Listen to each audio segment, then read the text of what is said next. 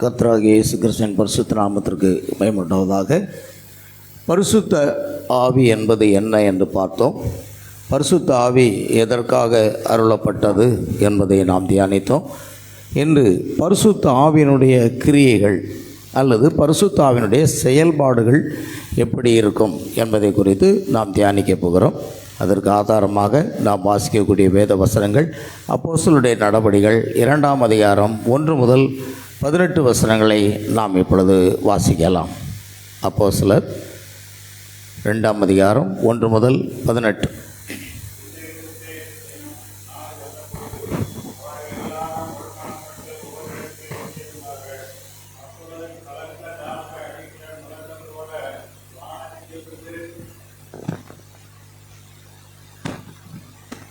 வானத்திலிருந்து சரிதியாய் ஒரு முழக்கம் உண்டாகி அவர்கள் உட்கார்ந்திருந்த வீடு முழுவதையும் நிரப்பிற்று.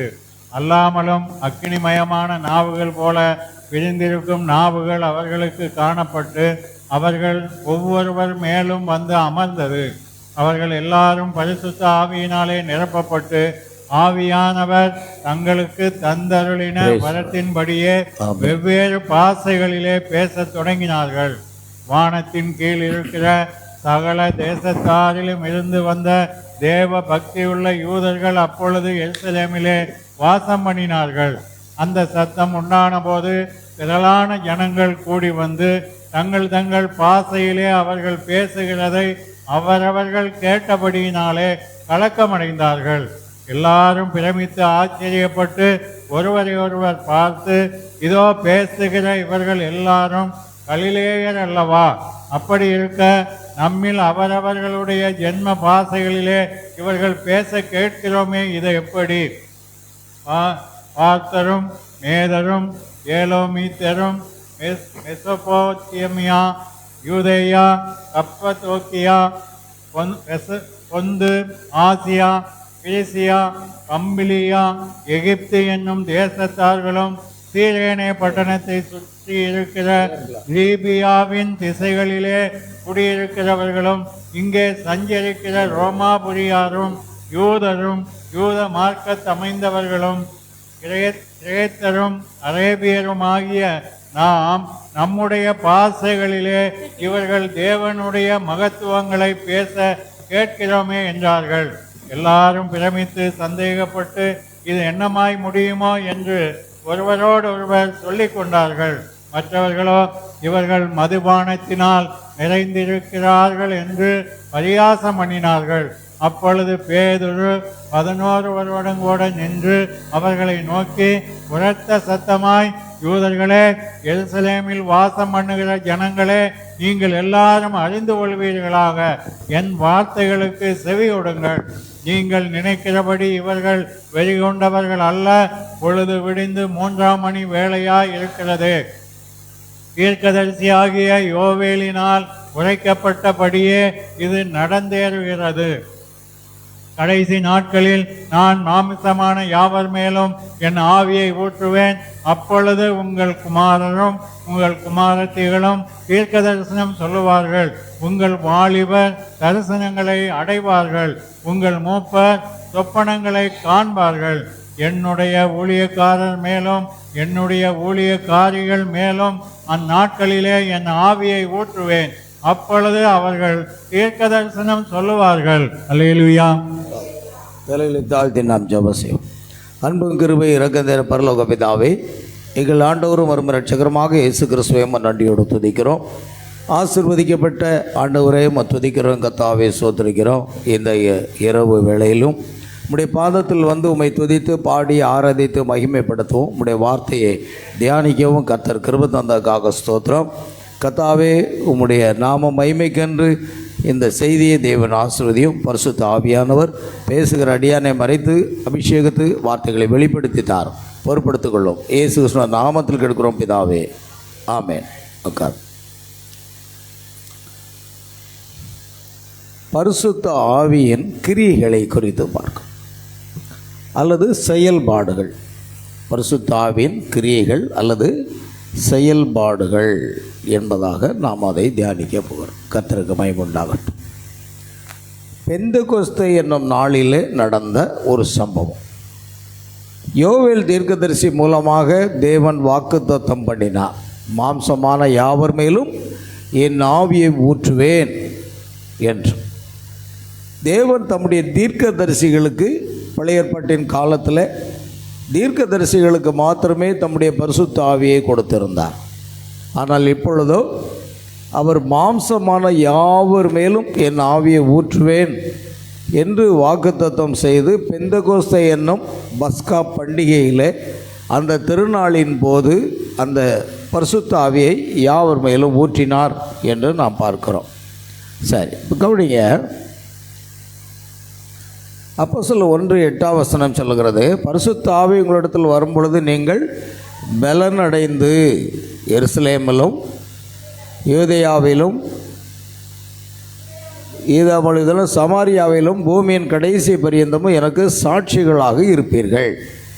ஆகையால் பரிசுத்த ஆவியை பெறாமல் நாம் கிறிஸ்தவ வாழ்க்கை வாழ முடியாது. பரிசுத்த ஆவி இல்லை என்றால் அது வெறுமையான ஒரு வாழ்க்கை தான். அல்லது ரோமர் 8:9 ஒருவன் கிறிஸ்துவின் ஆவியை பெறவில்லை என்றால் அவன் கிறிஸ்தவன் அல்ல என்பதாக எழுதியிருக்கிறது. ஆகையால் எப்பொழுது கிறிஸ்துவும் அவனும், கிறிஸ்துவும் அவளும், ஆகையால் நம்மோடு கூட கிறிஸ்து இருந்தால்தான் கிறிஸ்தவன் என்று அழைக்கப்பட முடியும் என்பதை நாம் பார்க்கிறோம். ஆகையால் பரிசுத்த ஆவி என்பது மிக மிக முக்கியத்துவம் வாய்ந்ததாக இருக்கிறது. நாம் அதை பெற்றுக்கொள்ள வேண்டும். ஏனென்றால் இயேசு சொன்னார், ஒருவன் ஜலத்தினாலும் ஆவியினாலும் பிறவாவிட்டால் அவன் தேவனுடைய ராஜ்யத்தில் பிரவேசிக்க மாட்டான் என்று மெய்யாகவே உங்களுக்கு சொல்லுகிறேன். யோவான் 3:5 இயேசு அப்படி சொன்னார். ஆகையால் இப்பொழுது நாம் பார்க்க போகிறோம், பரிசுத்த ஆவியை பெற்றால் மாத்திரமே நாம் சாட்சியாக வாழ முடியும். பரிசுத்த ஆவியினுடைய செயல்பாடுகள் எப்படி இருக்கும், அது நமக்கு எந்த அளவில் பிரயோஜனமாக இருக்கும் என்பதை பார்ப்போம். முதலாவது, பரிசுத்த ஆவி என்ன என்றால் என்ன என்று தெரியாமல் அதை நாம் பெற்றுக்கொள்ள முடியாது. அடுத்து, அதை பெற்றுக்கொள்ளக்கூடிய வழிமுறையை தெரியாமல் அதை பெற்றுக்கொள்ளவும் முடியாது. அல்லேலூயா, ஆண்டவர் ஸ்தோத்திரம். ஆனால் இன்றைக்கு பெந்தெகோஸ்தே போன்ற பல சபைகள் ஸ்தாபனங்களில் அந்நிய பாஷைகள் பேசினால் போதுமானது, அது பரிசுத்த ஆவி பெற்றதுக்கு அடையாளம் என்று சொல்லுவார்கள். ஆனால் அது வரம் என்று சொல்லப்படுகிறது. ஆகையால் நாம் அதை குறித்தும் பார்ப்போம். கர்த்தருக்கு ஸ்தோத்திரம் உண்டாகட்டும். பாருங்கள், பெந்தெகோஸ்தே என்னும் நாள் வந்தபோது அவர்கள் எல்லாம் ஒருமனப்பட்டு, இங்கே முக்கியமானது என்னவா இருக்குன்னா ஒருமனம். இப்பொழுது ஆண்டவருடைய சமூகத்தில் வந்திருக்கிறோம். நாம் என்ன செய்யணும்? ஒருமனப்பட்டு தேவன் மேலேயும் அவருடைய வார்த்தையின் மேலேயும் நாம் எப்படி இருக்கணும்? தாகமாக இருக்க வேண்டும். செய்தியை கேட்க வேண்டும். வேத பாட வகுப்பில் வேதத்தை கற்றுக்கொள்ள வேண்டும் என்ற ஒரு வாஞ்சையும் தாகமும் இருந்தால் மட்டும்தான் நாம் என்ன செய்ய முடியும்? அதில் நாம் பங்கு பெற முடியும். கர்த்தருக்கு ஸ்தோத்திரம். எல்லாவற்றுக்கும் ஒரு தாகம் என்ற ஒன்று இருக்கிறது. ஆகையால் இப்பொழுது பாருங்கள், அவர்கள் ஒருமனப்பட்டார்கள். ஆதி சபை விசுவாசிகள் ஒருமனப்பட்டு ஜெபித்து கொண்டிருந்த பொழுது அவர்கள் கூடியிருந்த இடம் என்ன செய்தது? அசைந்தது.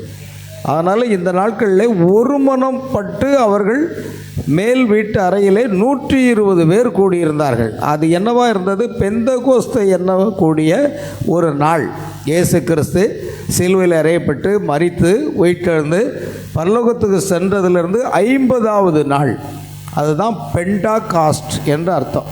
50வது நாளில் தான் இயேசு பரிசுத்த ஆவியாக இறங்கி வருகிறதை நாம் பார்க்கிறோம். அப்பொழுது சுமார் 120 பேர் அங்கு கூடியிருந்தார்கள் என்று பார்க்கிறோம். சரி, இப்பொழுது கவனிக்கலாம். அவர்கள் ஒருமனப்பட்டிருந்தார்கள். அது மிக முக்கியம் வாய்ந்ததாக இருக்கிறது. சோதனை பாருங்கள், அப்பொழுது பலத்த காற்று அடிக்கிற முழக்கம் போல வானத்திலிருந்து சடுதியாய் ஒரு முழக்கம் உண்டாயிற்று. எத்தனை நாட்கள் காத்திருந்தார்கள்? 10 நாட்கள் காத்திருந்தார்கள். 10வது நாள் வானத்திலிருந்து என்ன ஆயிட்டுன்னா சடுதியாய் ஒரு முழக்கம். அந்த முழக்கம் உண்டாகி அவர்கள் உட்கார்ந்திருக்கிற வீடு முழுவதையும் அந்த பிரசன்னமானது நிரப்பிற்று. அவர்கள் முழங்கால் படி இல்லவில்லை, அவர்கள் ஜெபமும் செய்யவில்லை. கவனிக்கணும், அவர் என்ன சொல்லியிருந்தார்னா, நீங்கள் உன்னதத்திலிருந்து வருகிற பலனால் தரிப்பிக்கப்படும் வரைக்கும் எருசலேமில் என்ன செய்ய காத்திருங்கள் என்று சொன்னார். பாருங்கள், 10 நாட்களும் அவர்கள் அந்த பரிசுத்த ஆவியை பெற்றுக்கொள்வதற்காக காத்து கொண்டிருந்தார்கள். பாருங்கள், அவர்கள் முழங்கால் படியிட்டு அவர்கள் ஜெபிக்கவில்லை என்பதை பார்த்துக்கிறோம். ஏன்னா காத்திருக்க தான் தேவன் சொன்னான், இயேசு அப்படித்தான் சொன்னான். பாருங்கள், அல்லாமலும் அக்னிமயமான நாவுகள், பிரிந்திருக்கும் நாவுகள், நாவுன்னா நம்முடைய நாவு எப்படி இருக்கிறதோ அதே போன்ற அந்த அடையாளத்தோடு பிரிந்திருக்கக்கூடிய அந்த நாவுகள் அவர்களுக்கு காணப்பட்டது. அந்த 120 சடிதியான முழக்கம் உண்டாகி வீடு முழுவதும் நிரப்பின பொழுது அந்த அக்னி போன்ற நாவுகள் அவர்கள் பார்க்கிறார்கள், நேரடியாக அந்த தரிசனத்தை பார்க்கிறார்கள். அவர்கள் ஒவ்வொருவரும் மேலும் வந்து அமர்ந்தது. ஆமென். ஒவ்வொருவர் மேலும் வந்து அமர்ந்தது. அவர்கள் எல்லாரும் பரிசுத்த ஆவியினாலே நிரப்பப்பட்டு ஆவியானவர் தந்தருளின வரத்தின்படியே வெவ்வேறு பாஷைகளில் பேசத் தொடங்கினார்கள். அவங்க கவனிக்கணும், இவர்கள் பரிசுத்த ஆவியை பெற்றுக்கொள்வதற்கு வேத வசனம் என்ன சொல்லுகிறது? அது பேதுரு பரிசுத்த ஆவியை பெற்ற பிற்பாடு பிரசங்கிக்கிறார்.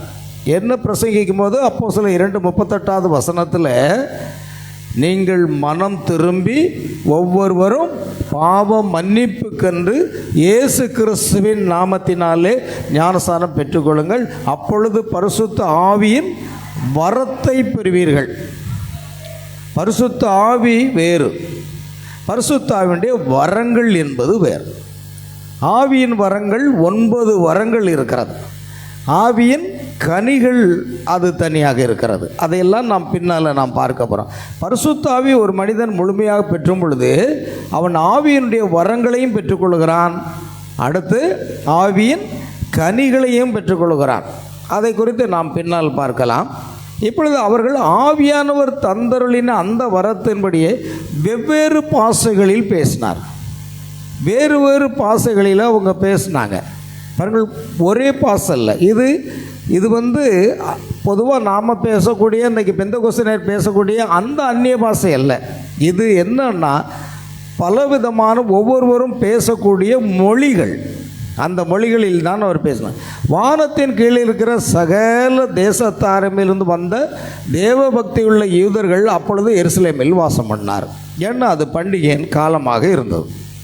வானத்தின் கீழே இருக்கிற சகல தேசத்தாரில் இருந்து வந்த தேவபக்தி உள்ளவங்கெல்லாம் வந்திருக்கிறாங்க. ஆகையால் அந்த சத்தம் உண்டான போது திரளான ஜனங்கள் கூடி வந்து தங்கள் பாஷையிலே அவர்கள் பேசுகிறதை அவர்கள் கேட்டபடியினாலே கலக்கமடைந்தார்கள். ஆமென். அவரவருடைய பாஷையில் பேசினாங்க. நம்ம முதல்ல வாசித்தோம், பார்த்தோம், எல்லாமைத்தோம் சொல்லி 17 விதமான மொழி பேசக்கூடிய ஜனங்கள் அங்கே வந்திருந்தாங்க. 1 2 அல்ல, கிட்டத்தட்ட 17 விதமான மொழி பேசக்கூடியவர்கள் வந்திருக்கிறார்கள். ஆனால் அவரவர்களுடைய ஜென்ம பாஷையில், அவர்களுடைய சொந்த பாஷை எது, அந்த பாஷையில் தான். இப்போ நமக்கு தமிழ் பாஷை, அடுத்தது கன்னட பாஷை, தெலுங்கு பாஷை, ஹிந்தி பாஷை, மலையாள பாஷை, இப்படி நிறைய பாஷை இருக்கிறது அல்லவா? அதே போன்று பல பாஷைகளை பேசுகிறவர்கள் தான் அங்கே வந்திருந்தார்கள். ஆனால் பேதுரு பிரசங்கம் பண்ணும்போது அங்கே என்ன நடக்கிறது? அவர்கள் பேசுகிறதே அவர்கள் கேட்டபடினால் கலக்கமடைந்தார்கள். ஏன்னா அவர்களுடைய சொந்த பாஷையிலேயே அது கேட்கிறது. கர்த்தருக்கு ஸ்தோத்திரம் உண்டாகட்டும். பாருங்கள், அந்த இப்பொழுது பெந்தகோஸ்தேர் பேசுகிறாங்கல்ல, அந்த அந்நிய பாஷை அது ஆவியின் வரங்களிலே ஒரு சிறிய ஒரு வரம் தான். ஆனால் சொல்லப்போனால் அதை பேசவும் செய்யலாம், பேசாமலும் இருக்கலாம். பரிசுத்த ஆவி பெற்றதற்கு அது அடையாளம் அல்ல. அது மிக முக்கியமானது. பாருங்கள், அக்கினி வந்தபோது, அக்கினி நாவுகள் வந்தபோது அவர்கள் பேசின போது அது பாஷைகள். ஆமென். அது மிக முக்கியமான ஒரு காரியம். அது பாஷைகள். சொல்லப்போனால் அது ஆங்கிலத்தில் மிக தெளிவாக காணப்படுகின்ற ஒன்றாக காணப்படுகிறது. அல்லேலூயா, கர்த்தருக்கு மகிமை உண்டாகட்டும். அது ஆங்கிலத்திலே மிக தெளிவாக இருக்கிறோம். பாருங்கள், நான் இப்போது அந்த பாஷைகள் என்பதற்கும் நாவுகளும் பாஷைகளுக்கும் வித்தியாசம் இருக்கிறது. ரெண்டுக்கும் வித்தியாசம் இருக்கிறத நம்ம பார்க்கணும். அப்போஸ்தலர் 2ஆம் அதிகாரமா 1ஆம் அதிகாரம் 2ஆம் அதிகாரம். இப்போ நம்ம பார்க்குறோம் அவர்கள் 6-7ஆம் வசனத்தில், அந்த சத்தம் உண்டான போது திரளான ஜனங்கள் கூடி வந்து தங்கள் தங்கள் பாசையிலே, now when this was noised abroad, the multitude came together and were confounded, because that every man heard them speak in his own language. எப்படி கிடைச்சது அவங்களுக்கு? தமிழில் பாஷைகள்னு சொல்கிறது, இங்கிலீஷில் என்னங்க? லாங்குவேஜ், மொழி. இங்கிலீஷ் மொழி, ஆங்கில மொழி, தமிழ் மொழி, கன்னட மொழி, ஹிந்தி மொழி, மலையாள மொழின்னு சொல்கிறது போல் இது என்னன்னா, தம் speak in his own language, அந்தந்த மொழிகளில் தான் அவங்களுக்கு கேட்டது அப்படின்னு சொல்கிறோம். சரி, இப்போ நாவுகளுக்கும் பாஷைகளுக்கும் அதிக வித்தியாசம் உண்டு. நமக்கு இவ்விரண்டும் ஒன்றே.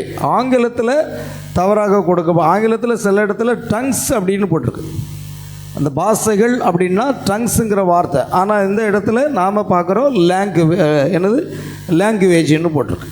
ஆனால் நிறைய இடங்களில் டங்ஸ்ன்னு பேசுகிறாங்க. டங்ஸ்ன்னா பரியாச உதடுகளினாலும் அந்நிய பாஷையினாலும் இந்த ஜனத்தோடு பேசுவார்.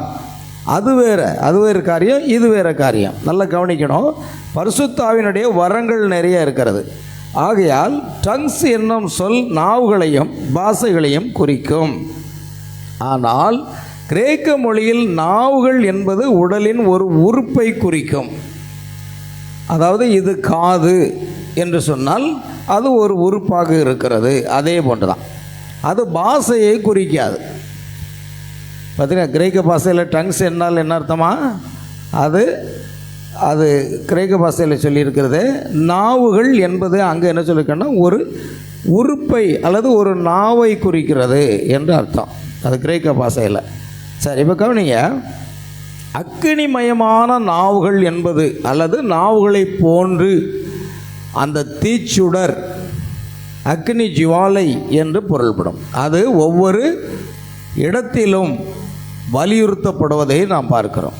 ஆகையால் சீசர்கள் ரட்சிக்கப்பட்டு வார்த்தையின் பிரகாரம் பரிசுத்தமாக்கப்பட்ட பின்பு இயேசு லூக்கா 24:49 அவர் என்ன சொல்லுகிறார்? என் பிதா வாக்குத்தத்தம் பண்ணினதை நான் உங்களுக்கு அனுப்புகிறேன். உன்னதத்திலிருந்து வரக்கூடிய அந்த பலனால் தரிப்பிக்கப்படும் வரைக்கும் எருசலேமில் காத்திருங்கள் என்று சொல்லப்பட்டிருக்கிறது. பாருங்கள், நீங்கள் அங்கே போய் காத்திருக்க வேண்டும், அவ்வளோதான். நீங்கள் ஜெபம் செய்ய வேண்டியதில்லை, நீங்கள் முழங்கால் செய்ய வேண்டியதில்லை, போய் காத்திருங்கள், அவ்வளோதான். காத்து இருந்தார்கள் என்று தான் பைபிள் சொல்வது. இயேசுவும் அப்படித்தான் சொன்னார். அப்படியாக அவர்களுக்கு கட்டளையிட்டார். அவர்கள் என்ன செய்தார்கள்? கர்த்தராகிய இயேசு கிறிஸ்துவை விசுவாசித்து நீதிமானாக்கப்பட்டனர். யோவான் 14:17 அவர்கள் இயேசு பிதாவே உம்முடைய சத்தியத்தினாலே அவர்களை பரிசுத்தமாக்கும், உம்முடைய வசனமே சத்தியம் என்று கூறின விதமாக அவர்கள் பரிசுத்தமாக்கப்பட்டவர். அவரே வார்த்தையாக இருந்தார். 3 பாகம் இருக்கிறது. ஒரு மனிதன் அல்லது ஒரு பெண் கிறிஸ்தவளாக மாற வேண்டுமென்றால் 3 காரியங்கள் அங்கே இருக்கிறது. ஒன்று, நீதிமானாக்கப்படுதல்.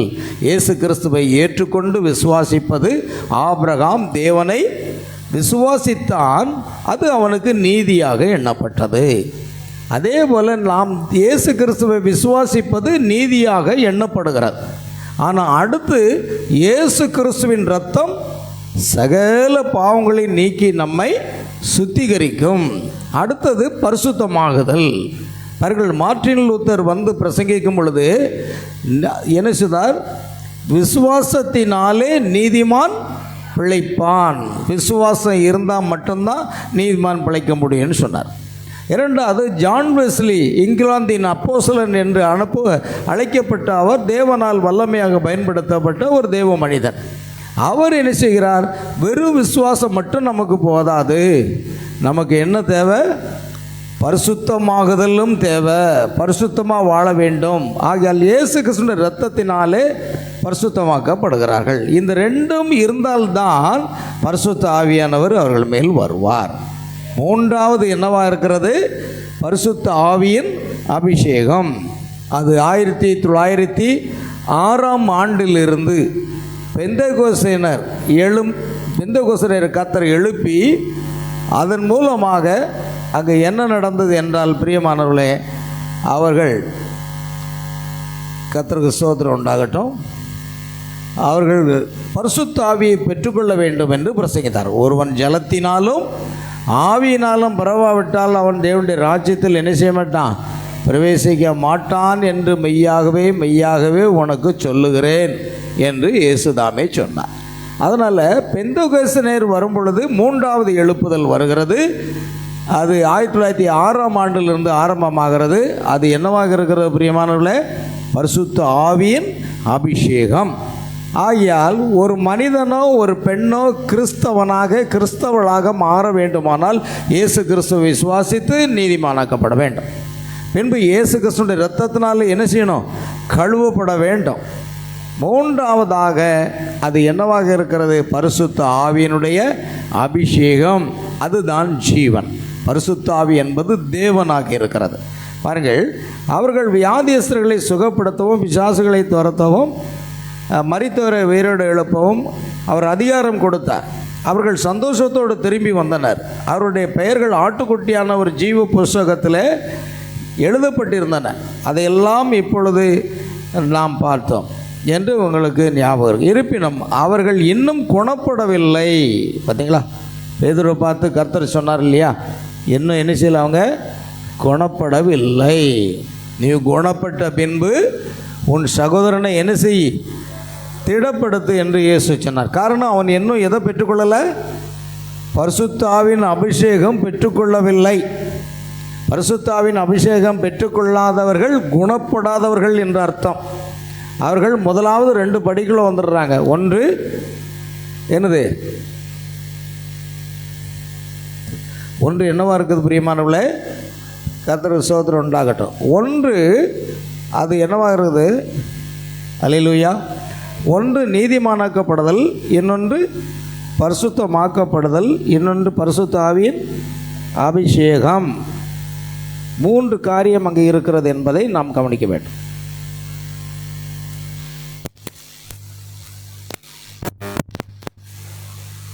மூன்று காரியம்: நீதிமானாக்கப்படுதல், பரிசுத்தமாக்கப்படுதல், பரிசுத்த ஆவியின் அபிஷேகம். ஆகியால் தான் இயேசு சொன்னார், இன்னும் பரிசுத்த ஆவியை பெறாததுனால நீ குணப்பட்ட பின்பு உன் சகோதரன் என்ன செய், ஸ்திரப்படுத்து என்றார். பரிசுத்த ஆவி, நீங்கள் நித்திய ஜீவனுக்கு ஏற்ப விசுவாசிக்கிறீர்கள். பரிசுத்த ஆவி நமக்குள் வரும்பொழுது நாம் எதை பெற்றுக்கொள்கிறோம்? நித்திய ஜீவனை பெற்றுக்கொள்கிறோம். ஏனென்றால் பரிசுத்த ஆவி தேவனாக இருக்கிறார் என்பது மிக முக்கியம். அல்லேலூயா. பாருங்கள், அதுதான் மிக முக்கியமானது. நீங்கள் பரிசுத்தமாக்கப்படுதலின் போது ஆவியினால் ஜெனிப்பிக்கப்படுகிறீர்கள். ஆனால் பரிசுத்த ஆவி வரும்போது, வரும் வரைக்கும் நீங்கள் ஆவியினால் பிறப்பதில்லை. இயேசு சொன்னார், நீங்கள் ஜலத்தினாலும் ஆவியினாலும் பிறக்கவில்லை என்றால் தேவனுடைய ராஜ்யத்தில் பிரவேசிக்க மாட்டீங்க. அப்படியானால் ஜலத்தில் ஒருவேளை நீங்கள் ஞானஸ்தானம், முழுக்க ஞானஸ்தானம் பெற்றிருக்கலாம். அது பிதாகுமாரன் பரிசுத்த ஆவியோ அல்லது கர்த்தராக இயேசு கிறிஸ்துவின் நாமத்திலேயோ. பாருங்கள், கர்த்தராக இயேசு கிறிஸ்து நாமத்தில் தான் ஞானஸ்தானம் சரியானது. பிதாகுமாரன் பரிசுத்த ஆவி பட்ட பெயர்களில் பரிசுத்த வேதாமத்தில் யாருமே ஞானஸ்தானம் கொடுக்கவே இல்லை. அல்லேலூயா. அதனால் நாம் அதை பார்க்கும்போது பிரியமானவர்களே, அவர்கள் பரிசுத்தமாக ஜீவித்தாலும் கூட பரிசுத்தாவின் அபிஷேகம் வரும் வரைக்கும் ஆவியினால் பிறக்கலை. தண்ணீர்னால் ஞானஸ்தானம் பெற்றிருக்காங்க, தண்ணீர்னால் பிறந்திருக்காங்க. எப்பொழுது பரிசுத்தாவியை பெற்றுக்கொள்கிறார்களோ அப்பொழுது தான் என்ன செய்கிறார்கள்? ஆவியினாலே பிறக்கிறார்கள். அது வரைக்கும் அவர்கள் பிறக்கவில்லை. அது உண்மை. ஒரு குழந்தை தன் தாயின் கர்ப்பத்தில் ஜீவனை பெற்றுள்ளது. சிறு தசைகள் அசைகின்றன, அதுதான் ஜீவன். சில நேரம் தாயின் வயிற்றிலிருந்து பிறக்கக்கூடிய குழந்தை அசைவிட்டு இருக்கும். அசைவிட்டு இருக்கும்போது பாருங்கள், அந்த தாய் தான் அந்த குழந்தையை 10 மாதம் சுமந்து பெற்றெடுத்தார். அசைவிட்டு இருக்கும்போது என்ன செய்வாங்க அப்படின்னா, அந்த குழந்தையை தலைகீழாக வைத்துக்கொண்டு அதை முதுகில் தட்டுவார்கள். அந்த குழந்தை தலைகீழாக தொங்க விட்டு, அது ஒரு ஃபர்ஸ்ட் எய்ட்.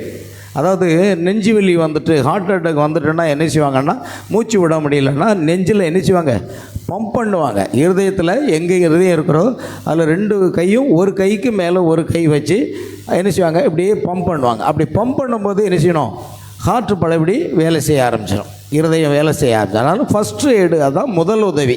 அதை செய்த பிறகு தான் ஆஸ்பத்திரிக்கு போகணும். நம்ம அதை செய்யலை அப்படின்னா மரணத்துக்கு காரணமாக இருக்குன்னு அர்த்தம். சரி, இப்போ அதே போன்று அந்த குழந்தையானது நன்றாக தான் தாயின் வயிற்றிலே தாயின் மூலமாக அது எல்லா உணவையும் சாப்பிட்டு வளர்ச்சியடைந்து பிறந்தாலும் சில நேரம் அசைவிட்டு இருந்தால் தலைகீழாக அதை பிடித்து கொண்டு முதுகில் எப்படி தட்டுவார்கள், இப்படி பொத்தி தட்டுவாங்க. தட்டினாங்கன்னா திரும்ப அந்த குழந்தை என்ன செய்யும், சுவாசிக்க ஆரம்பித்துவிடும். அதுதான் காரியம். அதே போல தான் அது ஜீவ சுவாசத்தை நாசுகளில் சுவாசிக்கும் போது அது வித்தியாசமான ஒரு ஜீவனாக மாறுகிறது. அது வித்தியாசமானது. அல்லேலூயா, கர்த்தருக்கு ஸ்தோத்திரம் உண்டாகட்டும். அடுத்தது கவனிங்க, பரிசுத்தாவினுடைய அபிஷேகம் பரிசுத்தமாக்குதலினின்று வித்தியாசப்பட்டது. பரிசுத்தமாக ஒரு மனுஷன் ஜீவிக்கலாம், இயேசு கிறிஸ்துவை விசுவாசிக்கலாம், பரிசுத்தமாக வாழலாம். ஆனால் பரிசுத்தாவி பெறும் வரைக்கும் அவன் இன்னும் முழுமையான கிறிஸ்தவனாக மாறவில்லை. அது மிக முக்கியமானது. அதில் பரிசுத்தமாகுதல் ஒரு படியாக இருக்கிறது. அடுத்தது பரிசுத்தாவினுடைய அபிஷேகம் என்பது இன்னொன்று. பரிசுத்தமாக்கப்படுதல் என்பது சுத்திகரிப்பாக இருக்கிறது. அது ஜீவனை பெற ஆயத்தப்படுகிறது. பரிசுத்தமாக ஜீவிக்கும் பொழுது நாம் இப்பொழுது அந்த பரிசுத்தாவியாக ஜீவனை பெறுவ நாம் என்ன செய்கிறோம், ஆயத்தமாக இருக்கிறோம் என்பதை காண்பிக்கிறது. அது ஆனால் பரிசுத்த ஆவி வரும்போது ஆமென், அதுவே ஜீவன். பரிசுத்த ஆவியை பெறலை அப்படின்னா நாம் எடுத்துக்கொள்ளப்படுறதில்ல, மறுரூபமாகி போக முடியவே முடியாது. நீங்கள் எத்தனை வருஷம் சபைக்கு வந்தாலும் சரி, காணிக்கை செலுத்தினாலும் சரி, தசமம் செலுத்தினாலும் சரி, பரிசுத்தாவினுடைய அபிஷேகத்தை பெறலை அப்படின்னா நாம் எடுத்துக்கொள்ளப்படுறதில்ல, போகவே முடியாது. அதே போல் ஒருவன் பரிசுத்தாவியை பெறாமல் மரணமடைந்து விட்டான், அவரை அடக்கம் செய்து விட்டார்கள், அவன் என்ன செய்ய முடியாது, உயிர்த்தெழுதலில் வர முடியாது. பாருங்கள், எலிசா மரணமடைந்தான். ஆனால் எலிசா எதை பெற்றுக்கொண்டிருந்தான், பரிசுத்தாவியை பெற்றுக்கொண்டிருந்தான். எலிசாவை கல்லறையில் அடக்கம் செய்தார்கள்.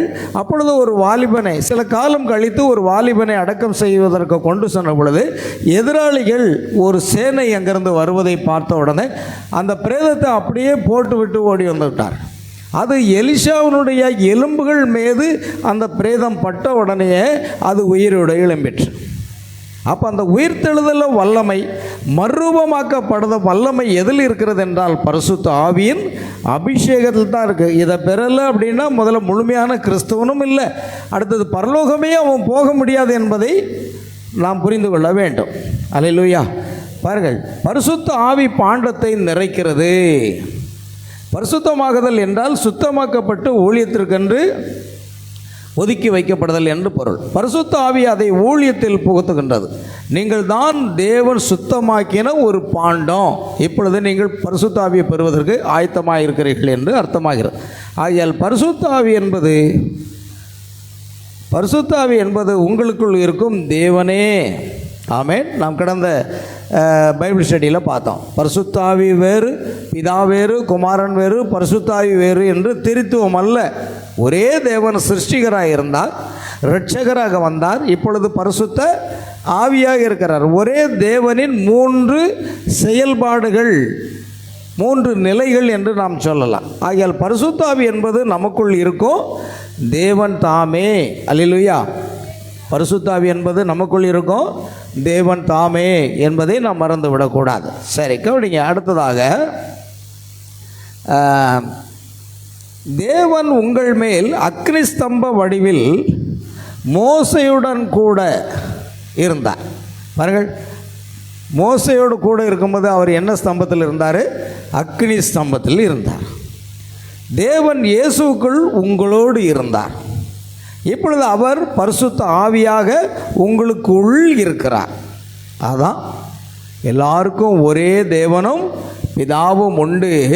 அவர் எல்லார் மேலும் அக்னி ஸ்தம்பமாக, எல்லாரோடும் மனிதனாக, ஆமென், எல்லாருக்குள்ளும் பரிசுத்த ஆவியாக இருக்கிறார். ஒரே தேவன் தான். 3 தேவன் என்று சொல்லுவீர்களானால் அது அஞ்ஞான மார்க்கத்திலிருந்து வந்த ஒரு கருத்து. சரி, கவனிங்க. 3 தெய்வங்கள் அல்ல, ஒரே தேவன் 3 உத்தியோகங்களில் கிரியை செய்கிறார். பார்த்தீங்களா? ஒரே தேவன் சிருஷ்டித்தார், ஒரே தேவன் நம்மை ரட்சித்தார், ஒரே தேவன் பரிசுத்த ஆவியாக இப்பொழுது நமக்குள் இருந்து கொண்டு நம்மை என்ன செய்கிறார்? ஆறுதல் படுத்துகிறார், நமக்காக பரிந்து பேசுகிறார். சரிதானா? சரி.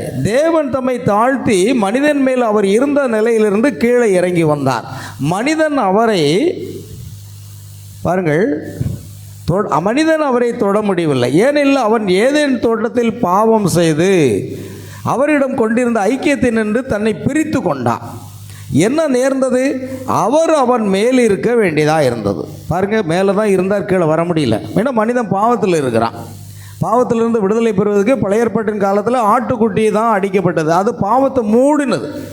எவனுடைய மீறுதல்கள் மன்னிக்கப்பட்டதோ அவன் பாக்கியவான், எவனுடைய பாவங்களை கர்த்தர் எண்ணாது இருக்கிறாரோ அது பாக்கியவான் சொல்லியிருக்கு. அதுதான் பாவங்களை மூடுவது தான் ஆட்டுக்குட்டியின் ரத்தம். ஆனால் தேவனே மனிதன் உருவில் வந்து நமக்காக பலியானதுனால இந்த ரத்தம் என்ன செய்கிறது? பாவத்திலிருந்து நம்மை விடுதலையாக்குகிறது. ஆமென். அப்படி இருந்தால்தான் பரிசுத்த ஆவியை நாம் பெற முடியும், இல்லைன்னா பெற முடியாது. ஒரு பாவி அல்ல, ஒரு பாவியின் மீது தேவன் தம்முடைய பரிசுத்த ஆவியை ஊற்றுவது இல்லை.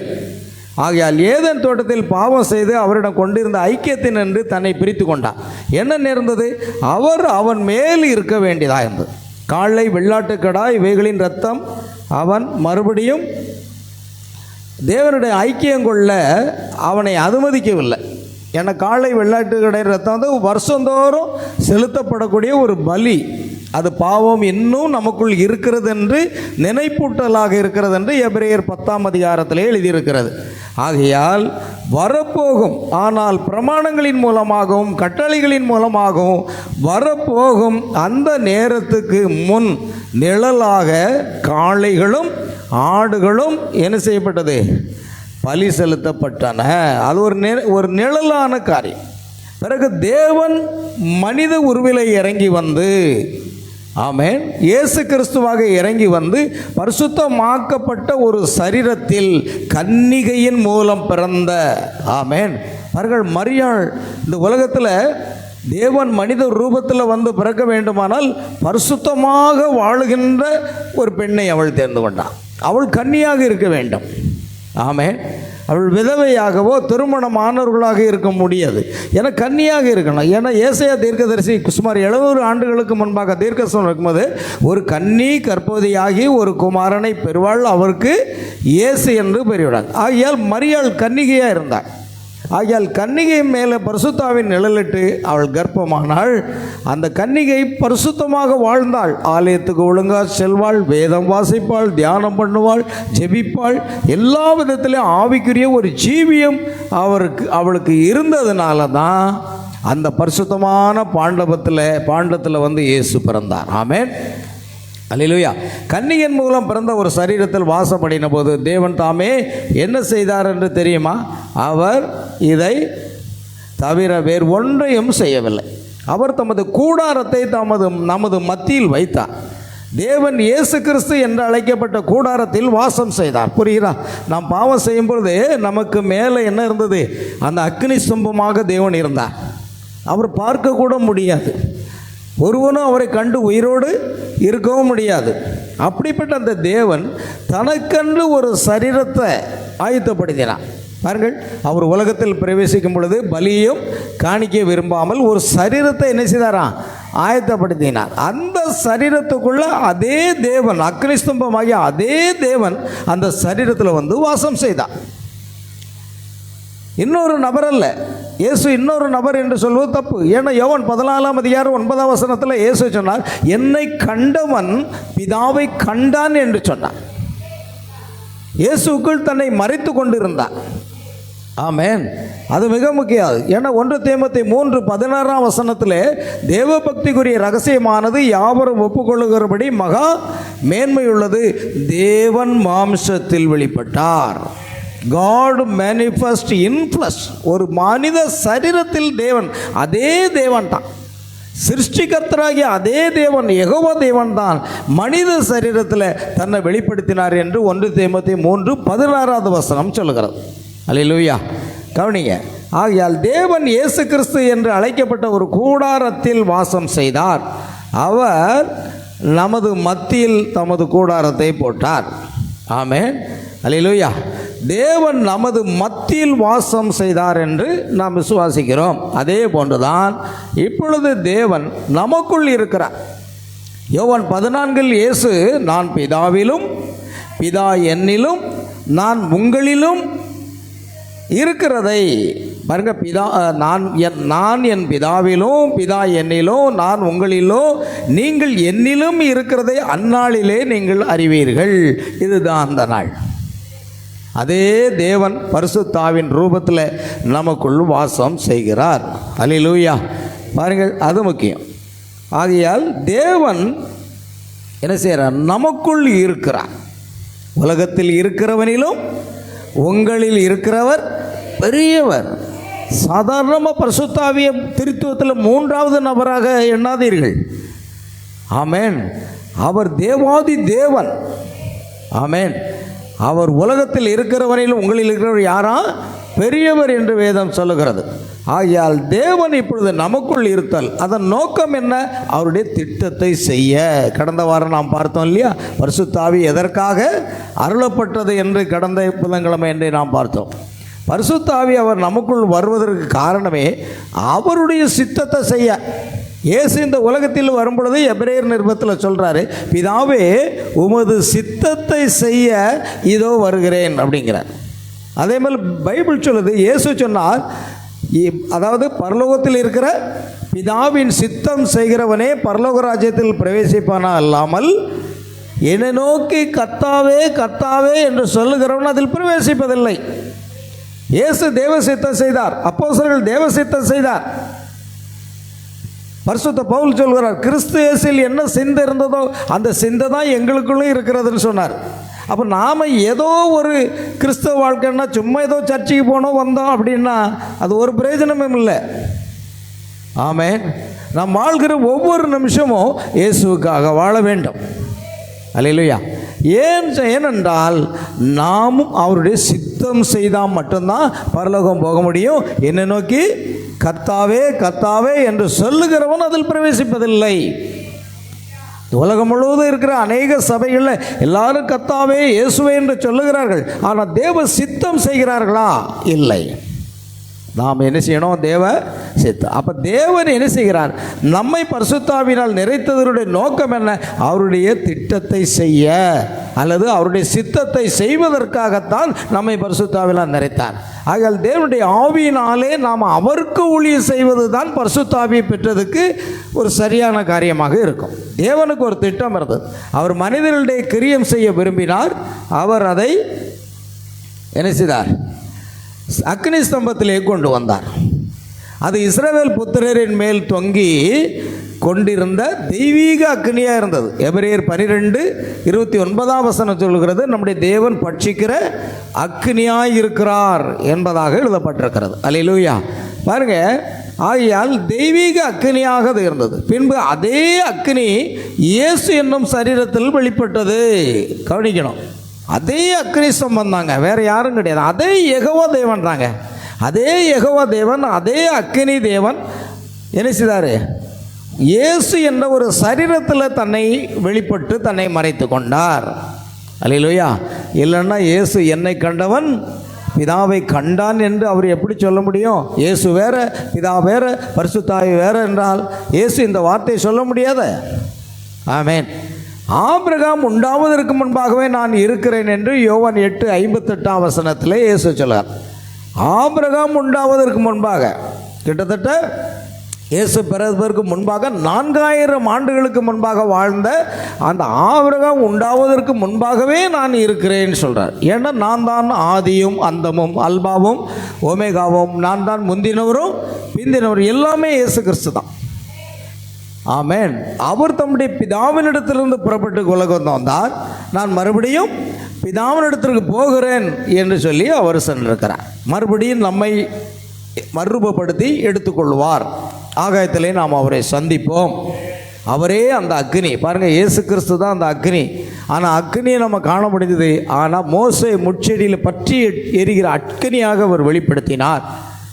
ஆமென், அல்லேலூயா. அதே போல் ஸ்தேவான் பவுல் தமஸ்குக்கு செல்லும் பொழுது அக்கினியிலிருந்து இயேசு யாரோட பேசினார்? பவுலோட பேசினார். பாருங்க, அவரே அந்த அக்கினி, நான் தேவனிடத்திலிருந்து புறப்பட்டு வந்தேன், நான் மறுபடியும் தேவனிடத்திற்கு போகிறேன். யோவான் 16:28 அவருடைய மரணம், அடக்கம், உயிர்த்தெழுதலுக்கு பின்பு பரிசுத்த பவுல் அவரை தமஸ்குக்கு போகும் வழியில் சந்தித்தான். பார்த்தீங்களா? பவுல் தமஸ்குக்கு போகும் வழியில் அவரே தாங்க, வேறு யாரும் இல்லைங்க. அப்பொழுது அவனுடைய பெயர் சவுல் என்று இருந்தது. அவர் அந்த அக்னி ஸ்தம்பத்தில் மறுபடியும், அந்த சமயத்தில் மறுபடியும் அக்னி ஸ்தம்பத்துக்கு திரும்பி விட்டார். மறுபடியும் அக்னி ஸ்தம்பத்துக்கு போயிட்டார். வீட்டில் பிற்பாடு மறுபடியும் அக்னி ஸ்தம்பம் ஆகிட்டு, அந்த அக்னி ஸ்தம்பத்தை தான் யார் பார்க்குறா? சவுல் பார்க்குறான் தமஸ்கு போக வழியில். ஆனால் அங்கேருந்து ஒரு சத்தம் கேட்குது, சவுலே சவுலே நீ யார்? நீ துன்பப்படுத்துகிற இயேசு நானே. யெகோவான்னு சொல்லலை, இதான்னு சொல்லலை, அந்த இயேசு நான் தான். அந்த அக்னி ஸ்தம்பத்திலிருந்து எப்படி மோசையோடு தேவன் பேசினாரோ அதே போன்று இந்த அக்னி ஸ்தம்பத்திலிருந்து சவுலோடு தேவன் பேசினார். அல்லேலூயா. அது அதே தேவன் தான், வேறு யாரும் இல்லை. பிரியமானவர்களே, நல்லா கவனிங்க. ஆகையால் ஒரு ஒளி அவன் கண்களை குருடாக்கினது, அது உண்மை. இன்றைக்கு அவர் இங்கு அக்னி ஸ்தம்பமாக, அதே தேவனாக, அதே அடையாளங்களையும் அதே கிரியைகளையும் செய்து கொண்டிருக்கிறார். அல்லேலூயா. அவர் அதே அடையாளங்களையும் அதே காரியங்களையும் அவர் மீண்டுமாக செய்து கொண்டிருக்கிறார் என்பதை நாம் காண்கிறோம். அவர் தமது ஜனங்களின் மத்தியில் கிரியை செய்து என்ன செய்து கொண்டு இருக்கிறார். அவர் நமக்குள் இருக்கிறார். ஆமென். அவர் இப்பொழுது உங்களோடு கூட இருக்கிறார். நான் உங்களுடனே வாசம் செய்து உங்களுடனே கூட இருப்பதால் அல்லது இருக்க போவதால் நீங்கள் என்ன அறிவீர்கள்? இயேசு அப்படி சொன்னார். ஆமென். நான் உங்களுடனே வாசம் செய்து உலகத்தின் முடிவு பரியந்தம் உங்களுடனே கூட இருக்கிறேன். ஆமென். இயேசு சொன்னார் மத்தேயு 28:20 இதோ உலகத்தின் முடிவு பரியந்தம் சகல நாட்களிலும் நான் உங்களோடு கூட இருக்கிறேன். பாருங்கள், அவர் நம்மோடு கூட இருக்கிறார் என்பது மிக முக்கியமானது. அல்லேலூயா. கவனிங்கள், அவர்கள் எருசலேமுக்கு சென்று அங்கு காத்திருக்கும்படி இயேசு அவர்களுக்கு கட்டளையிட்டார். காத்திருங்கள் என்னும் சொல் ஜெபித்து கொண்டிருங்கள் என்று அர்த்தம் கொண்டதல்ல. காத்திருங்கள். பார்த்தீங்களா? நீங்கள் அங்கே போய் ஜெபம் பண்ணிக்கிட்டு இருக்க, ஜெபித்து கொண்டிருங்கள் என்று இயேசு சொல்லலை. ஆமென். இல்லை கண்ணீரோடு ஜெபியுங்கள் என்று சொல்லலை, போய் காத்திருங்கள். பாருங்க, நாம் சர்ச்சுக்கு வந்தால் என்ன செய்கிறோம்? ஜெபம் பண்ணுறோம், பாட்டு பாடுறோம், எல்லாம் செய்கிறோம். ஆனால் என்னைக்காவது நீங்கள் வந்து ஒரு மணி நேரம் தேவ சமூகத்தில் காத்திருக்கிறீங்களா? 2 மணி நேரம் வேண்டாம், 1 மணி நேரமாவது நீங்கள் முதல்ல வந்து பாட்டு பாடி தேவனை துதித்து ஜெபித்து விட்டு அப்படியே அமர்ந்து இருக்க வேண்டும், தியானத்தோடு இருக்க வேண்டும். அப்பொழுது தான் பரிசுத்த ஆவியானவர் இறங்கி வருகிறார். அல்லேலூயா. காத்திருங்கள் என்ற ஒரு வார்த்தை அங்கே முக்கியமானது. அவர்கள் பிரசங்கிப்பதற்கு இன்னும் தகுதி உள்ளவர்களாக ஆகலை, இன்னும் பிரசங்கம் பண்ண முடியாது. ஒரு ஊழியக்காரன் பரிசுத்த ஆவியினுடைய அபிஷேகம் பெறவில்லை என்றால் அவர் பிரசங்கிப்பதற்கு இன்னும் தகுதி அடையவில்லை என்று அர்த்தம். பரிசுத்த ஆவியை பெற்ற பிற்பாடு தான் நீங்கள் உலகங்கம் போய் சர்வ சிருஷ்டி என்ன செய்ய சுவிசேஷம் பெறுங்க. அதனால் முதல்ல நீ பரிசுத்த ஆவியினுடைய வல்லமையை பெறுவதற்கும் அங்கே காத்துருங்க. அதுக்கப்புறம் நீங்கள் உலகம் முழுவதும் போய் என்ன செய்யுங்க? சுவிசேஷத்தை பிரசங்கிங்கள். அல்லேலூயா. அப்படியானால் பரிசுத்த ஆவியின் அபிஷேகம் பெறாத எந்த நபரும் என்ன இல்லை, பிரசங்கிப்பதற்கு இன்னும் தகுதி பெறவில்லை என்று தான் அர்த்தம். பார்த்தீங்களா? ஏனெனில் அவர் உயிர்த்தெழுந்தார் என்று அவரை வெளிப்புறம் ஒரு நபராக கண்டதன் மூலம் அவர்கள் அறிந்திருந்தனர். உன்னதத்திலிருந்து வரும் பலனால் தற்பிக்கப்படும் வரைக்கும் அவர்கள் பிரசங்கிக்கவோ அல்லது வேறு ஒன்றும் செய்யவோ கூடாதென்று அவர் கட்டளையிட்டிருந்தார். இன்னும் கூட பைபிள் சொல்லுது, ஒருவன் பரிசுத்த ஆவியினாலே அன்றி இயேசுவை கர்த்தர் என்று சொல்லாதிருப்பதனாக. இயேசுதான் கர்த்தர் என்று சொல்லணும்னா கூட எதை பெற்றிருக்கணும்? பரிசுத்த ஆவியின் அபிஷேகம் பெற்றாதான் சொல்லணுமா? ஆமென். அதுதான் மிக முக்கியமானது. ஆகையால் உன்னதத்திலிருந்து வரும் பலனால் தரிப்பிக்கப்பட வரைக்கும் அவர்கள் பிரசங்கிக்கவோ அல்லது வேறொன்றும் செய்யவோ கூடாதென்று அவர் கட்டளையிட்டிருந்தார். எந்த ஒரு போதகரும் பரிசுத்த ஆவியின் அபிஷேகத்தை பெறாமல் தேவனால் அனுப்பப்படவில்லை அல்லது சரியான போதகராக நியமிக்கப்படவில்லை. ஆமென். அநேக போதர்கள் பரிசுத்தாவினுடைய அபிஷேகத்தை பெற்றுக்கொள்ளவில்லை. ஆமென். சில பேர் அந்நிய பாஷைகளை பேசலாம், அது பரிசுத்தாவி பெற்றதுக்கு அடையாளம் அல்ல. பரிசுத்தாவி என்றால் சத்திய ஆவியானவர் சகல சத்தியத்துக்குள்ள வழி நடத்துவார். இந்த கடைசி காலத்தில் வெளிப்படுத்தின விசேஷத்தில் உள்ள எல்லா சத்தியங்களும் எல்லா மறைபொருளும் இந்த நாளுக்கென்று தேவனால் அனுப்பப்பட்ட தீர்க்கதரிசியின் மூலமாக வெளிப்படுத்தப்பட்டிருக்கிறது. இந்த ஆவியானவர் வரும் பொழுது, பரிசுத்த ஆவியானவர் நமக்குள் வரும் பொழுது அதை சகல சத்தியத்துக்குள்ளே நம்ம நடத்துவார். அதுதான் பரிசுத்த ஆவியை பெற்றதுக்கு சரியான அடையாளமாக இருக்கிறது. ஆகையால் தேவன் முடிவற்றவர். தேவன் ஒருமுறை என்ன செய்கிறாரோ அதையே எப்பொழுதும் செய்கிறவராக இருக்கிறார். அவர்கள் பெந்தகோஸ்தேவுக்கு சென்று பெந்தகோஸ்தே அனுபவத்தை பெறாமல் பிரசங்கிப்பதை தேவன் அனுமதிக்காமல் இருப்பாரானால் எந்த ஒரு மனிதனும் அவனுக்கு ஆழ்ந்த விருப்பம் அல்லது ஒரு ஸ்தாபனம் அவனை போதகராக நியமித்தால் ஒழிய பரிசுத்த ஆவியின் ஆமென் அபிஷேகத்தை பெறாமல் பிரசங்க விடத்தில் ஏறுவதற்கு உரிமை கிடையாது. ஆமென். ஏன்னா முதல் நாளே பெந்தகோஸ்தே நாளில் 120 பேர் கூடியிருந்து பரிசுத்தாவியை பெற்றுக்கொண்ட பிறகு பேதுரு பரிசுத்தாவியில் நிறைந்து தான் பிரசங்கத்தை ஆரம்பித்தார். பரிசுத்தாவில் நிறைந்து பிரசங்கிக்கும் பொழுதுதான் அங்கு எத்தனை பேர்? சுமார் 3000 பேர் இருதயத்தில் குத்தப்பட்டு மனம் திரும்பி கர்த்தராகிய இயேசு கிறிஸ்துவின் நாமத்தினாலே ஞானஸ்தானம் பெற்று பரிசுத்த ஆவியின் அபிஷேகத்தை பெற்றுக்கொண்டார்கள். ஆமென். அல்லேலூயா. பாருங்கள், அவன் பரிசுத்த ஆவியின் அபிஷேகத்தை பெரும் வரைக்கும் ஏதோ ஒரு ஸ்தாபனத்தின் அறிவால் விளைந்த கருத்தினால் வழிநடத்தப்படாம். பரிசுத்தாவின் அபிஷேகம் பெறாமல் வேதாகம கல்லூரிகளில் என்ன செய்வாங்க? சைக்காலஜி, தியாலஜி எல்லாவற்றையும் கற்றுக்கொண்டு அவர்கள் பிரசங்கிப்பார்கள். அது வெறுமனே பிரசங்கம். ஆனால் அங்கே என்ன இல்லை? பரிசுத்த ஆவியின் அபிஷேகம் இல்லை. பாருங்கள், 1 தெசலோனிக்கேயர் 1ஆம் அதிகாரம் 5ஆம் வசனத்தை வாசிப்போம். 1 தெசலோனிக்கேயர் 1:5 அந்த ஒரு வசனத்தை வாசிக்கலாம். மாத்திரமல்ல, வல்லமையோடும் பரிசுத்த ஆவியோடும் முழு நிச்சயத்தோடும் வந்தது. பார்த்தீங்களா? அங்கு பவுல் அழகா எழுதுறாரு, எங்கள் சுவிசேஷம் எப்படி வந்ததா? உங்களிடத்தில் வெறும் வசனத்தோடு மட்டும் இல்லை. நீங்கள் வெறும் வசனத்தோடு பேசலாம். வேதாகம கல்லூரியில் பயிற்சி பெற்று பட்டம் பெற்று பிடிஹெச் எல்எல்டி போன்ற எல்லா பட்டங்களையும் பெற்று நீங்கள் பிரசங்கம் பண்ணலாம். ஆனால் அது வெறும் வசனம்தான், அது கிரியை செய்யாது. ஆமென். அது பாவிகளுடைய இருதயத்தில் என்ன செய்யாது? அவங்களுக்கு குத்தப்படாது. அதுதான் முக்கியம். ஆகையால் எங்கள் சுவிசேஷம் உங்களிடத்தில் வசனத்தோட மாத்திரமல்ல, வல்லமையோடும் பரிசுத்த ஆவியோடும், பாருங்க, வல்லமையோடும் பரிசுத்த ஆவியோடும். பிரசங்கம் பரிசுத்த ஆவியில் செய்யப்படணும். அடுத்து வல்லமையாக பிரசங்கம் பண்ணணும். பேதுரு அப்படித்தான் நினைத்தார். எருசலேமில் வாசம் பண்ணுகிற ஜனங்களே, நீங்கள் நினைக்கிறபடி இவர்கள் வெறி கொண்டவர்கள் அல்ல என்று வல்லமையாக பிரசங்கித்தார். அதை கவனிக்கணும்.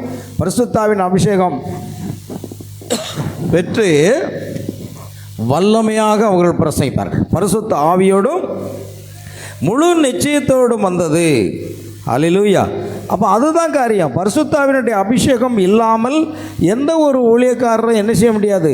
பிரசங்கிக்க முடியாது என்பது மிக முக்கியம். கவனிங்க. அடுத்ததாக அவன் அறிவின் மூலமாக கல்வி கற்றுக்கொண்ட அந்த வேதாகம கல்லூரியில் பயிற்சி பெற்று கற்றுக்கொண்ட அந்த தியாலஜியும் அந்த சைக்காலஜியும் கொண்டு தான் அவர்கள் பிரசங்கம் செய்வார்கள். ஒருவேளை அநேக ஆத்துமாக்களை அவர்கள் சபையிலே கொண்டு வரக்கூடும், அதுவல்ல. ஆமென். அதனால் அவர்கள் ரட்சிக்கப்பட்டார்கள் என்று அர்த்தம் அல்ல. ஒரு சபையில் ஆத்துமாக்கள் பெருகி வருகிறார்கள் என்றால் அத்தனை பேரும் ரட்சிக்கப்பட்டார்கள் என்று அர்த்தமாகாது. அது அறிவின் மூலமாக நீங்கள் சபையில் ஆத்துமாக்களை என்ன செய்ய முடியும்?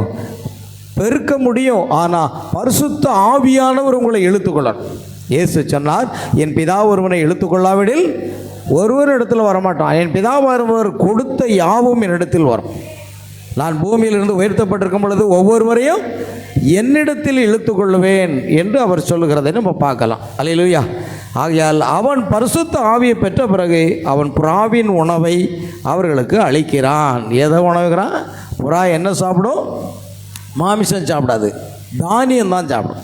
அப்படியெல்லாம் பரிசுத்த ஆவியின் அபிஷேகம் பெற்ற ஒரு ஊழியக்காரன் எதை ஜனங்களுக்கு போஷிக்கிறான்? வார்த்தையை போஷிக்கிறான். விதை என்பது தேவனுடைய வசனம். வசனத்தை மட்டும்தான், வார்த்தையை மட்டும்தான் பரிசுத்த ஆவி பெற்ற ஊழியக்காரன் பேசுவான். உலக கட்டுக்கதைகள் எல்லாம் பேச மாட்டான். அல்லது உலக ஆசீர்வாதத்தையே பேச மாட்டான். உலக ஆசீர்வாதத்தை பேசி சபைக்கு ஆத்துமாக்களை ஆதாயப்படுத்துறது சும்மா வெறுமனே ஒரு கூட்டம் தான், அதுவல்ல. அல்லேலூயா. பாருங்கள், ஆகையால் ஆட்டுக்குட்டியும் புறாவும் என்று ஒரு செய்தி இருக்கிறது. முடிந்தால் நாம் அதை கூட பண்ணலாம். கவனிங்கள், நீங்கள் எருசலேமுக்கு போய் அங்கே என்ன செய்யுங்க? தங்கி இருங்க, காத்திருங்க. நான் பிதா வாக்குத்தத்தம் பண்ணதை அனுப்பும் வரைக்கும் அங்கே என்ன செய்யுங்க? காத்திருங்கள் என்றார். அவர்கள் என்ன செய்தார்கள்? அங்கு புருஷர்களும் ஸ்திரீகளும் 120 பேர் இருந்தனர். அவர்கள் ஆலயத்தில் இருந்த மேலறைக்கு சென்றனர். அந்த ஆலயத்தில் இருந்த மேல் அறைக்கு ஏற்கனவே அங்கே ஏகப்பட்ட ஜனங்கள் வந்திருக்காங்க. ஏன்னா அங்கே பண்டிகை நடக்குது. அல்லேலூயா. அது பெந்தகோஸ்தே பண்டிகை நாளுக்கு சமீபமாக இருந்த காலத்திலே ஜனங்கள் அங்கே வந்து விட்டார். பிரகாரத்தை சுத்திகரித்தல், பஸ்கா ஆட்டுக்குட்டி பலி செலுத்தப்படுதல், அதன் பின்பு பெந்தகோஸ்தே பண்டிகை, அறுப்பின் முதற் பலன்கள், பெந்தகோஸ்தே யூபிலி, அந்த கட்டடங்களின் மேல் இவர்கள் இருக்கிறார். நான் இந்த நாடுகளுக்கு சென்றிருக்கிறேன். கிழக்கத்திய நாடுகளில் படிக்கட்டுகள், சகோதரன் பிரணாம் சொல்கிறார், உள்ளே இருப்பது மிக அபூர்வம். இவை சாதாரணமாக வெளிப்புறத்தில் இருக்கும். ஆலயத்தின் வெளிப்புறத்தில் ஒரு சிறு அறைக்கு செல்லும் படிக்கட்டு ஒன்று இருந்ததாக நமக்கு கூறப்பட்டுள்ளது. அந்த படிக்கட்டு மேலே சென்று முடிவில் என்ன செய்கிறது? நீங்கள் ஒரு சிறு அறையை அடைகின்றீர்கள். ஆலயத்தின் மேலுள்ள சேமிப்பு அறையை போன்ற ஒரு சிறு அறை, ஒரு மேலறை. அவர்கள் மேலறையில் கூடியிருந்ததாகவும் கதவுகள் அடைக்கப்பட்டிருந்ததாகவும் வேதம் கூறுகிறது. கவனிங்க, ஏனெனில் அவர்கள் கர்த்தராகிய இயேசுவை வழிபட்டதனால் யூதர்கள் அவரை சிதற பண்ணுவார்களோ என்று அவர்கள் பயந்தனர். ஏன்னா அவர்கள் யாரை ஆராதிக்கிறாங்க? கர்த்தராகிய இயேசு கிறிஸ்து. ஆனால் யூதர்கள் யாரை ஆராதிக்கிறாங்க? யெகோவா தேவனை ஆராதிக்கிறாங்க. அதனால் அவங்க மிகவும் பயந்து போய் அரவில்லாமல், சத்தம் இல்லை, ஜெபிக்கலை, ஜெப சத்தம் கூட கண்டு 10 நாட்கள் இருக்கிற வரைக்கும் அவங்க மேல் வீட்டறையில் இருந்தது யாருக்குமே தெரியாது. ஆமென். காத்திருந்தார்கள். ஏன்னா பைபிள் சொல்லுது, ஏசாயா 40:31 கர்த்தருக்கு காத்திருக்கிறவர்களோ புதுபலன் அடைந்து. பாருங்க, ஜெபிக்கிறவர்கள் அல்ல, பாட்டு பாடுறவர்கள் அல்ல, கூச்சலிடுகிறவர்கள் அல்ல. நீங்கள் என்ன செய்யணும்? கர்த்தருக்கு காத்திருக்கணும். என்றைக்காவது சமயம் கிடைச்சுன்னா ஒரு மணி நேரம் 2 மணி நேரம் நீ அப்படியே காத்து தியானத்தோடு இருங்க. நீங்கள் முழங்கால் படியிட வேண்டிய அவசியம் கூட இல்லை. நீங்கள் கீழே உட்காருங்கள், அல்லது நீங்கள் சேரில் உட்கார்ந்து முதல்ல ஆண்டவரை துதித்து விட்டு அப்படியே அமைதியாக தியானித்துக்கிட்டே இருங்க வசனத்தை. தேவன் உங்கள் மத்தியில் மெல்லிய சத்தத்தோடு உங்களோட பேசுவார். இன்றைக்கி அநேகர் இயேசுவின் சத்தத்தை ஏன் கேட்க முடியலன்னா, நாம் அந்த முறைப்படி நாம் செய்வதில்லை. பார்த்தீங்களா? அதனால் இவர்கள் 10 நாட்கள் மேல் வீட்டில் இருந்த வரைக்கும் யாருக்குமே தெரியாது, யாரும் கண்டுபிடிக்கலை. ஏன்னா அவங்க சத்தமாக ஜெபிக்கலை. சில பேர் நினைக்காங்க சத்தமாக ஜெபிச்சா தான் பரிசுத்த ஆவியானவர் வருவார்னு சொல்கிறார். அப்படி அல்ல. ஆனால் பைபிள் சொல்லுது, உன் வாயை விரிவாய் திற, அதாவது உன்னை நான் நிரப்பேன். அது சபை கூடி வந்திருக்கும் பொழுது, சபையார் கூடி வரும் பொழுது ஒருமனப்பட்டு ஓரிடத்தில் வந்து ஜெபித்தார்கள். அப்பொழுது கூடியிருந்த இடம் சேர்ந்தது, அது வேற. ஆனால் தனி நபராக அல்லது ஒரு சில பேராக வந்து நீங்கள் காத்திருப்பது என்பது, கர்த்தருக்கு காத்திருக்கிறவர்களோ புதுபலன் அடைந்து கழுகளை போல சட்டை எடுத்து எழும்புவார்கள், ஓடினாலும் களைப்படையார்கள், நடந்தாலும் சோர்வடையார்கள் என்று எழுதியிருக்கு. அதனால் அதை பயந்து போய் அவங்க உட்கார்ந்துட்டு இருக்காங்க. பிரதான ஆசாரியனாக காய்பாவோ பொந்தி பிலாத்தும் அவரை மரணத்துக்கு ஒப்பு கொடுத்த பிறகு, இயேசு கிறிஸ்துவ மரணத்துக்கு ஒப்பு கொடுத்ததே இந்த ஜெபாலய தலைவர்கள் தான், அந்த ஆசாரியன் தான். ஆகையால் கிறிஸ்தவர்கள் என்று அழைக்கப்பட்ட எவரையும் ஒழித்து விடுவது என்று அவர்கள் முடிவு செய்திருந்தனர். பார்த்தீங்களா? கதவுகள் அடைக்கப்பட்டு அவர்கள் காத்திருந்தனர். பாருங்கள், கிறிஸ்தவர்கள் என்று சொல்லப்பட்டால் என்ன நடக்கும்? எவனாவது இயேசுவை ஏற்றுக்கொண்டால் அவன் ஜெப ஆலயத்தை விட்டு என்ன செய்யப்படணும்? புறம்பாக்கப்பட வேண்டும் என்று ஒரு கட்டுப்பாடு அங்கே சபையில் வச்சுருந்தாங்க. இதனால் இவர்கள் பயந்து தான் மேலே இருந்தாங்க. ஏன்னா இயேசு சொன்னார், நீங்கள் காத்திருங்கள், எருசலேமில் போய் காத்திருங்கள்னு சொன்னாங்க. அல்லேலூயா. அப்படிப்பட்ட அறைகளுக்கு ஜன்னலே கிடையாதான். இந்த மேல் வீட்டு அறையில் இது என்ன இருக்காதான், ஜன்னல்கள் கிடையாதான். ஆனால் என்ன இருக்கும், ஜன்னல் கம்பிகள் போட்ட சிறு திறப்புகள் மட்டும்தான் இருக்கும். பழைய காலத்து வீடை பார்த்துருக்கீங்களா? பழைய காலத்து வீட்டில் ஜன்னல் கதவு இருக்காது. அதுக்கு பதிலாக என்ன செய்வாங்க, ஒரு சின்ன சட்டத்தை வச்சு குறுக்க கம்பி மட்டும்தான் வச்சுருப்பாங்க. கதவெல்லாம் மூட முடியாது. இந்த பழைய காலத்து வீடை நீங்கள் பார்த்துருக்கீங்கன்னா உங்களுக்கு தெரியும். நான் பார்த்துருக்கேன். அதுக்கு கதவே கிடையாது, ஜன்னலை அடைக்கவே முடியாது. குறுக்க கம்பி மட்டும்தான் வச்சுருப்பாங்க. அதே போன்று தான் இங்கு அந்த காற்று வருவதற்காக ஒரு வெண்டிலேட்டராக அது வைக்கப்பட்டிருந்தது.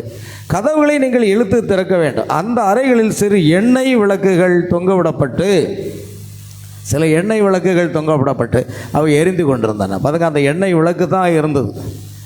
நீங்கள் போதும் அப்படியே ஆகியால் மேலறையை போன்ற ஒன்றை அங்கு காணலாம். நீங்கள் எப்பொழுது ஆகிலும் கவனிங்க, அப்படியே நம்ம போயிடுவோம்.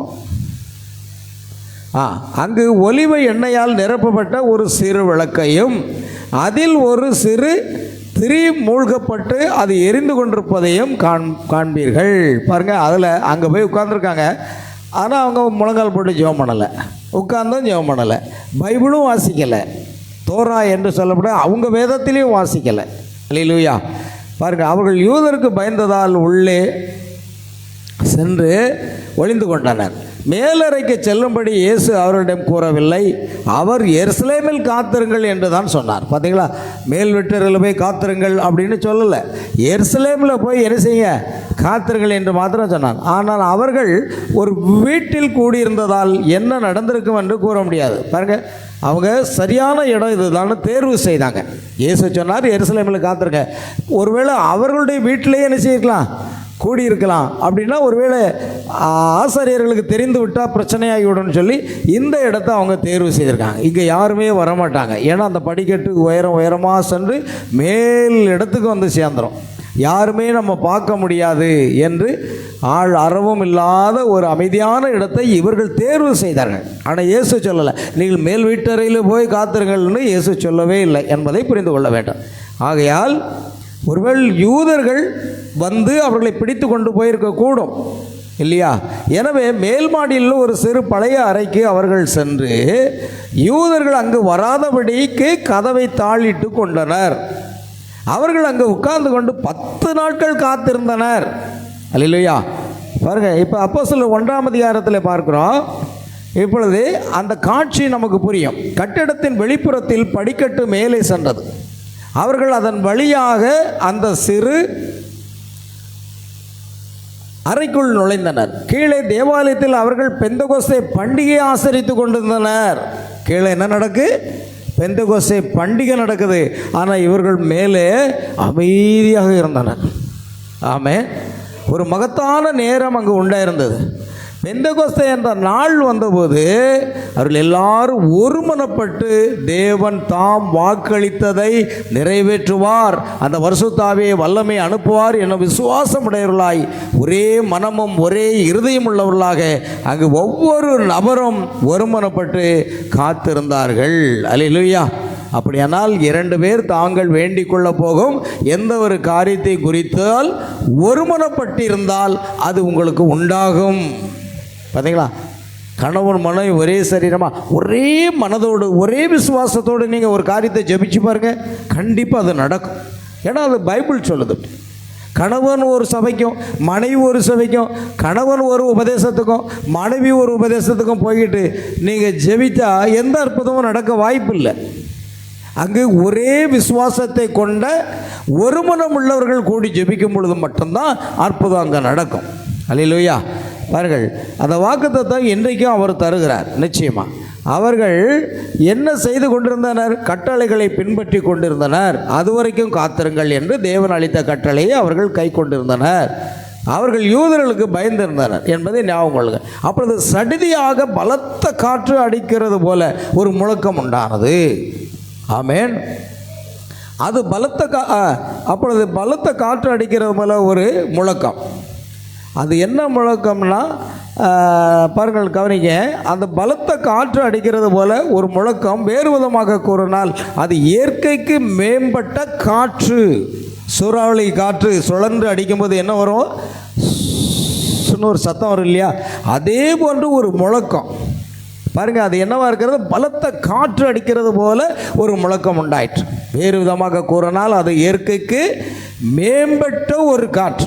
இயற்கைக்கு மேம்பட்ட காற்றுனா இது சூறாவளி காற்றும் அல்ல, அல்லது வேறு எந்த புயல் வருகிறனால உள்ள காற்று அல்ல. அது இயற்கைக்கு மேம்பட்ட ஒரு காற்று, அது பரலோகத்திலிருந்து இறங்கி வருகிறது. ஆமென், அல்லேலூயா. பாருங்கள், அது இயற்கைக்கு மேம்பட்ட காற்று என்பதை நாம் புரிந்து கொள்ள வேண்டும்.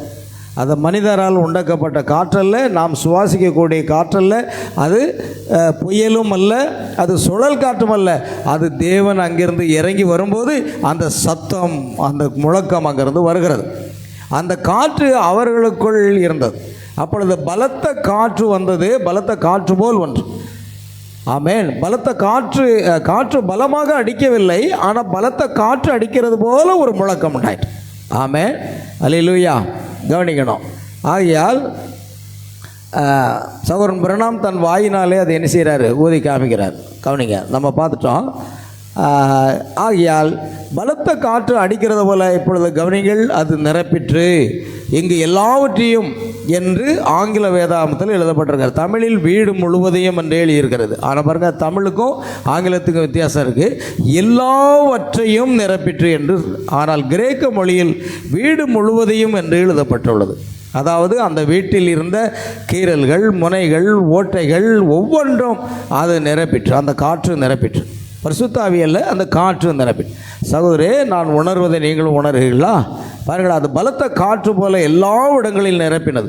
இப்பொழுது பலத்த காற்று அடிக்கிற முழக்கம் போல வானத்திலிருந்து சடுதியாய் ஒரு முழக்கம் உண்டாகி, ஆமென், உபயோகப்படுத்த. சரி, கவனிங்க. முழக்கம் உண்டாகி அவர்கள் மேல் பலத்த காற்று அடிப்பது போன்ற ஒரு முழக்கம். கவனிக்கணும். சரி, இப்பொழுது நாம் இதை முடிக்கலாம். இன்றைக்கு அடுத்த வாரம் நாம் பார்க்கவும். அதனால் அப்பொழுது பிரிந்திருக்கும் நாவுகள், அக்கினி போன்ற நாவுகள் அவர்களுக்கு காணப்பட்டு, ஆமென். பாருங்க, இங்கே சொல்கிறாரு ஒரு காரியத்தை கேட்குற. அதாவது 10 கற்பனைகள் என்ற ஒரு திரைப்படம் இருக்கிறது. அந்த திரைப்படத்தில் அந்த மோசேக்கு அந்த மலையில் உள்ள கல்லில் அக்கினி வந்து எழுதும். அக்கினி, பெரிய அக்கினி இருக்கும். ஒவ்வொரு எழுத்துக்கும் அந்த அக்கினி நாவு பாய்ந்து சென்று என்ன செய்யும்? அந்த எழுத்தை எழுதும். அந்த படத்தை நீங்கள் பார்த்துருக்கீங்கன்னா அதில் தெரியும். ரொம்ப நேர்த்தியாக அதை எடுத்திருக்காங்க. அதுவும் அது சொகுசாக நிறம் கொண்டது. நல்ல ஒரு அதை வந்து நேர்த்தியாக அதை படம் பிடித்திருக்கிறார்கள். பாருங்கள், அந்த படத்தில் அவர்கள் வந்து மிக ஆச்சரியமாக அதை செய்திருக்கிறார்கள். கவனிங்க. முதலாவது, அந்த மரகத நிறம் கொண்ட ஒளி. அந்த ஒளி என்ன கலரில் எடுத்திருக்காங்க? மரகதம் நிறம் கொண்ட ஒளி. அது அப்படியே தோற்றம் அளித்தது. வேறொன்று, அந்த கற்பனைகள் எழுதப்பட்ட போது அது எழுதி முடித்த பின்பு அந்த பெரிய அக்கினி ஸ்தம்பத்திலிருந்து சிறு அக்கினி நாவுகள் பறந்து சென்றதை கவனித்தீர்களா? பார்த்தீங்களா? அந்த பெரிய அக்கினியிலிருந்து அக்கினி நாவுகள் பறந்து சென்று அந்த ஒவ்வொரு எழுத்தையும் அது பொறிக்கிறதே. நீங்கள் நேர்த்தியாக அதை பார்க்கலாம். அந்த படம் பார்க்கலன்னா நீங்கள் 10 கமாண்ட்ஸ் அதை பார்க்கலாம், 10 கட்டளைகள். பெந்தெகோஸ்தே நாளன்றும் அப்படித்தான் இருந்தது என்று நான் நினைக்கிறேன். ஆமென். மரகத நிறங்கொண்ட அந்த அக்கினியாக அது இருந்திருக்க வேண்டும். அவர்களுக்கு காணப்பட்டது, அவர்கள் காண முடிந்தது. அது அவர்களுக்குள் விழுந்தது என்று கூறவில்லை. அப்பொழுது அக்னிமயமான நாவுகள் அவர்கள் காணப்பட்டு அவர்கள் ஒவ்வொருவர் மேலும் வந்து அமர்ந்தது. ஆமென். அவர்கள் ஒவ்வொருவர் மேலும் வந்து அமர்ந்தது என்பது மிக முக்கியமானது காரியம். ஆகையால் யாரோ ஒருவர் பேசினார் அல்ல, அந்த நாவை போல காணப்பட்ட ஒரு அக்கினி.